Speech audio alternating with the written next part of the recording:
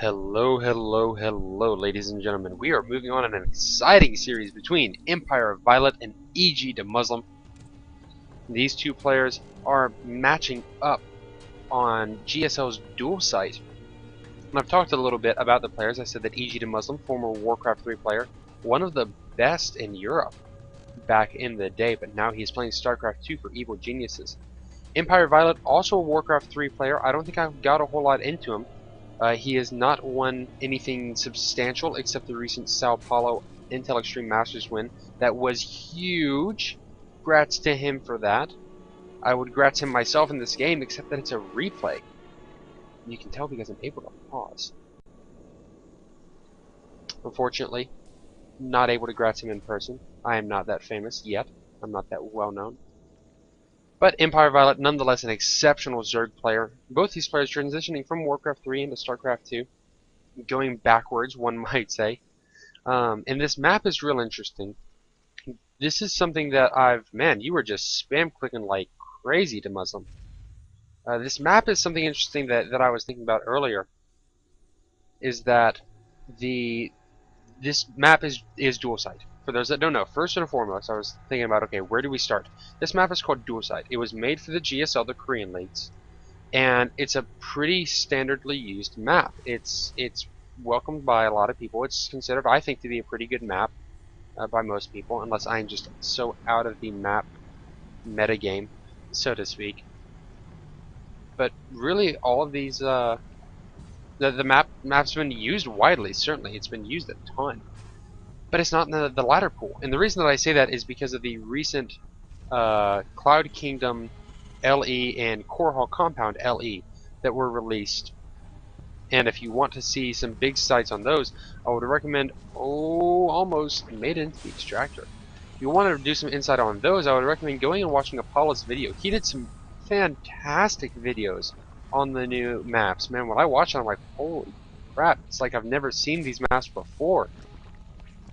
Well, I hadn't seen them before, but I was seeing them in a whole new light is what I'm talking about.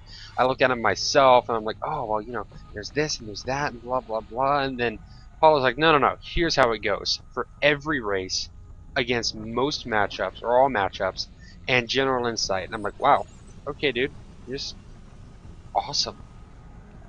This map, though, still has yet to be included in the ladder pool.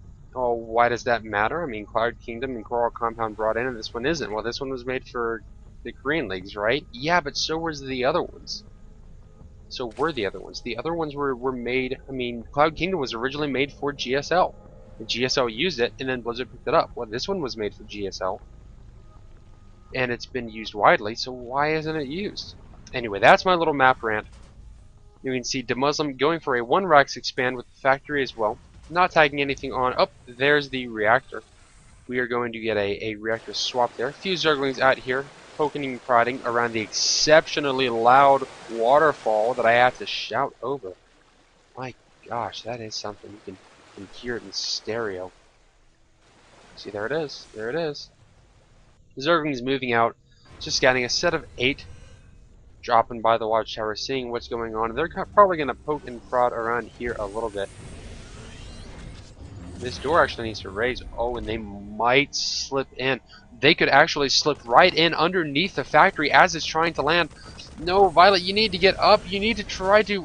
Oh, shut down. The only thing, while we would have seen a repeat of Game 2, the only thing to defend here is a Marine. Workers would have had to been pulled. A large worker drop would have happened. That would have been something crazy. A second factory going down, so DeMuslim saying, alright, I'm going to go mech this game. I really like the mech play in game number 1. Trying to go with it again. Macro hatch dropping down for VioLet, sort of creating this little wall as he continues to drone up, leaving one drone on gas. I'm not sure if that was intentional. Could have been. Some players have these real precise builds for their Zerg. They're just like, okay, I'm going to have 3 drones on gas until 100, and then I have 1 drone on gas for 34 seconds, and then I go back to 3 drones on gas. I don't know. I don't know. Could be, maybe. A little bit of a supply block for DeMuslim. 2 supply depots, 1 and 2, just finishing up. That'll allow him to produce more. And even a tank coming out with siege tech right away. This poor barracks Man, all he does is he just makes add-ons. He's like, I wanna make something useful like rings. Factory's like, shut up, make me a tech lab.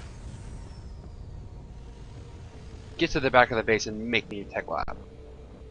Hellions moving out, checking for some Zerglings. And so not going for the blue flame right away might actually prove we do. Man, you can hear the waterfall from here. God, that is loud. We do only have 7 Zerglings on the field. So blue flame, if it was used, could have come up with something big. Evolution chamber coming over here to the side, and this spine crawler going to be enough. A second one going down as well. Might have been able to do some attacks there, but I think that was the right choice by DeMuslim. Because between 2 queens, all these Zerglings, especially the ones that just spawned, plus the spine crawlers, not quite something that these 6 Hellions can handle. Nice little supply depot wall coming down here for DeMuslim. I like that. It could be very Baneling bustable, if that's a word. If bustable is a word, it should be a word. It's a lot of fun to say. Very bustable. But, you know, it's a little doorway to get in. Would like to see maybe like an engineering bay right up here to stop stuff like, oh, I don't know, a Zergling run by into your mineral line. Oh, siege tanks up top, though, doing a pretty good job of that on themselves. And in fact, this SCV getting shellfire from the tank saying, quit shooting at me. Managing to live. Hellions in here prepping. Looks like there's a little bit of an engagement, maybe a scan to work on some of the creep tumors. Yep, and there you go. Wiping out some of the creep can be, it can make a very big difference. Now for Zerglings here, setting up for an attack on DeMuslim. Oh, and if he had caught the Hellions, still all of them could have died. Instead, you've got 1, 2, 3, 4 Hellions going down. Looks like another one trying to get killed. There, he gets taken out at the very end. A few more Zerglings rose before VioLet says, you know what, not quite worth it. Oh, a little bit of a misclick there to have the melee attack not researching on the second evolution chamber, but that's fine. We'll get a Carapace level 2 researching on there, as our Zerglings have become 0-1. No mech upgrades yet. Now we do see the Infernal Pre-Igniter being researched after we were able to finish that siege tech. Third expansion coming up here for DeMuslim. He may just have this orbital and sit and wait.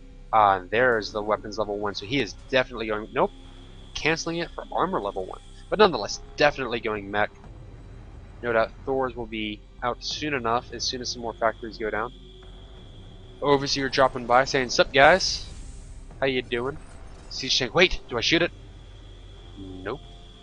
Little changeling just gonna chill, hang out for a bit. Hellions coming in, trying to do some damage on the hatchery here. Unfortunately, Hellions not so effective against buildings. However, they are effective against clumped up Zerglings. Wow. Talk about a barbecue.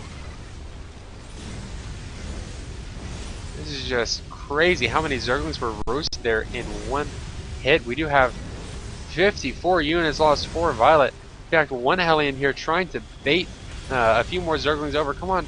Come on. You know you wanna. In fact, even with the Infernal Pre-Igniter being finished, oh, the entire Zergling force here could be wiped out. That would put VioLet in a very defensive posture. Some Mutalisks coming out, though. They will scare away any Hellion play. Surprised, though, the Hellions went upward. I do like VioLet taking this 4th base way off to the side. It's a little bit. One would normally expect it to go here, which often are golds. Surprised, though, they aren't in this one because this is GSL. Gold minerals not seen here. In fact, this changeling, man, he's just going to live out his entire life. 450 seconds, 2.5 minutes. Oh, and the blue flame coming in, getting a lot of worker kills. Lining them up right, you can get a lot of Zergling kills as well, but actually pretty good spread on them. Overall, pretty effective use of the Zerglings to kill them off. However, we still have had 7 workers killed in 75 units. So many Zerglings. Now, an infestation pit is going down. Fungals can be really, really anti-Hellion. Oh, and some good Mutalisk harass coming in until you have Thor's throwing volleying and popping out about 8 Mutalisks with a shot. Banelings do have the burrow here. They might be able to, if they can just burrow themselves into the mineral line right now, would be huge. Oh, but no, the Zergling burrow here would force a scan and give it away. Pathogenic glands is being researched. Baneling's trying to move forward, trying to catch things off a little early. Saying, okay, maybe if they could burrow right here on this ramp, they could catch a lot. They'd probably be just out of scouting or comsat range. No, they are just going to run straight. No, they're going to burrow. Oh, terrible, terrible indecision by VioLet. Those Baneling landmines could have been super effective, if you see what I did there. As the Thors start marching in, we've got 6 of them out on the field, at least with this group. 9 Hellions, 4 tanks to supplement with. Or 7 Thors. I'm sorry, where is that 7th? He is out marching around here. And we do have Zerg forces moving in. Roaches produced. Leo reconstitution has not been forgotten. And roaches can be pretty effective. I mean, they're very effective against the infernal, the Hellions. Especially with the 2 armor. Hellions only doing 6 damage, or 7 damage to the Zerg, to roaches, and with 145 health. Yeah, especially with burrow, they could also regen in very, very quickly. Ship weapon level 2 is on the way. And a planetary being built here. Just getting all those repairs made. So many roaches. This can be very, very effective, but the thing to watch out for is if tanks have sieged up. That's going to be the complete decision, I think, for these engagements. If tanks have sieged up, roaches are just crushed. Oh, the splash damage over the clump of roaches is very big. Actually, the army being caught out of position here. Oh, this Thor almost being one-shot. Roaches moving right into the mineral line. Some moving into the mineral line, some moving up. Oh, this is great to split, to force DeMuslim to choose. Okay, am I going to go for this group first or that group first? Slowing the ball of mech as the roaches move forward. Taking out missile turrets for some reason. I don't know why, but some of them staying back, sniping out Hellions. Really crushing a lot of the workers here. There you go. Go for the extra powerful supply depots.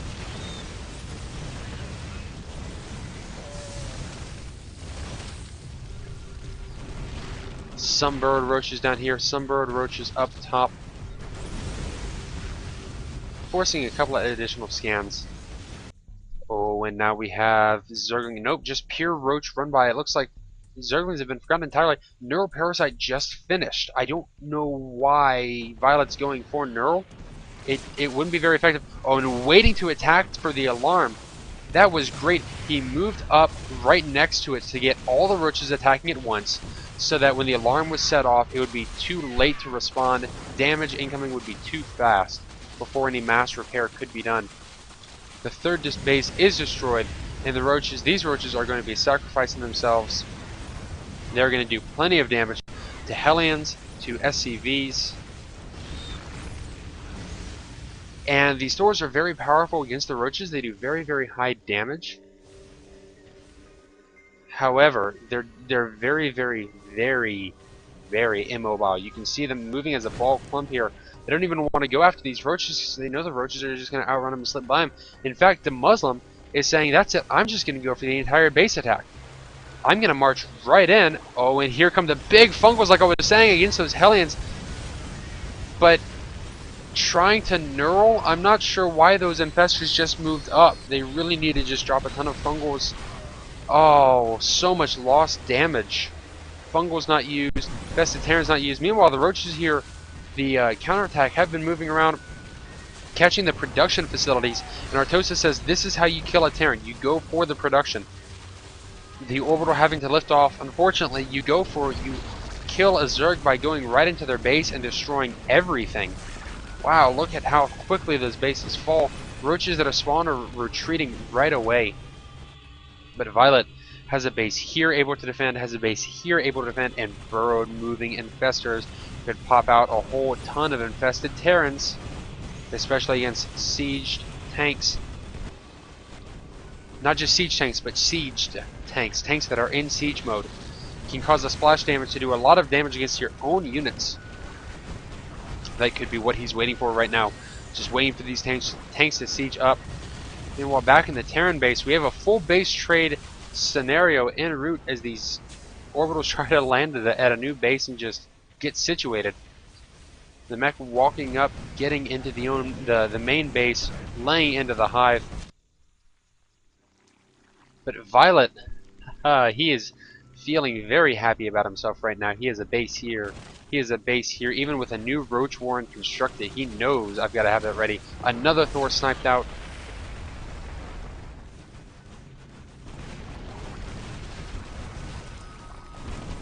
All of the tech structures being destroyed, but that's fine. We didn't want a spire. We can rebuild our spawning pool. As long as we have mining bases, which our opponent doesn't have. Yes, you do have all these 5 factories, but all you can make out of them are Hellions, which, surprise, are not so effective against roaches. And VioLet really just taking a step back and saying, okay, what do I want to do? I mean, supply difference alone, he has 100 more supply over his opponent. That could be because 50 of them are workers. The other 50, however, lots and lots of roaches. Just sending them over to attack here and there. And I can see how this can be a delicate moment for VioLet. He says, okay, do I want to defend against my opponent, or do I want to try to attack? Now the attack is being forced here. Some more Neurals going down, but oh, they're so quickly wiped out because the infestors are seen so quick. The neural range of 7 is so weak. You have to get like a high ground advantage to be able to do that against your opponent. As we move away from the super noisy waterfall. Yes, the siege tanks here staggering, some of them being sieged, some of them not, and then all of them sieging up to defend against these roaches as they burrow to start regenerating their health super fast. Tunneling claws would actually be very crucial right about now. In fact, a new roach warren going down, another macro hatch, more mining continuing as these drones are not killed off. And DeMuslim is rebuilding some. Did he make some Hellions? Yes, he did make some Hellions. Oh, just catching it in time as a lot of drones are roasted. However, these drones burrowing down, DeMuslim might think that his opponent just lost all of his drones. Oh, a little bit of a bad move command there. They are going to get cleaned up by the Queen, but we want to see some major action going on. High APMs going for both our players, and you have to realize this is before the patch. So this is back when APM was considered true commands, not actions. But you look at the production tab here, we have nothing for our Terran player. We have 14 roaches for our Zerg player spawning out at once, as well as another hatchery. Where is that? It's the macro hatch I mentioned before. Entire group here, they are fully healed up. On a units tab, 52 roaches on the field. 52 roaches. Oh, this factory going to burn out. One roach just sitting here, cackling evilly, stopping his opponent from doing any mining. And the scouting barracks. Scouting barracks returns from game 1. But just with all the roaches out on the field against 5 Thors, 6 tanks, the only thing that's stopping any all-out attack is these sieged up tanks. Even taking his opponent's natural, almost a little bit of a taunt there. The third would be a better spot to take. These roaches just having a good old time. Both players taking a step back, their APM dropping just a little bit as they remember how to breathe. As they recognize, okay, there's stuff going on. I need to figure out what it is. Ooh, even a little contaminate, stopping any SCV's production. I like that. Where's that overseer? There you are, you sneaky little bugger.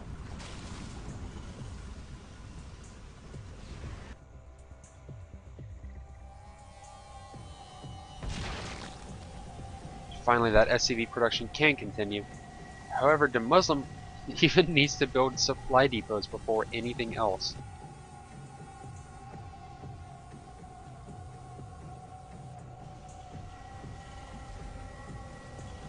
I thought he was building one. I hope he didn't cancel it. DeMuslim is on the ropes.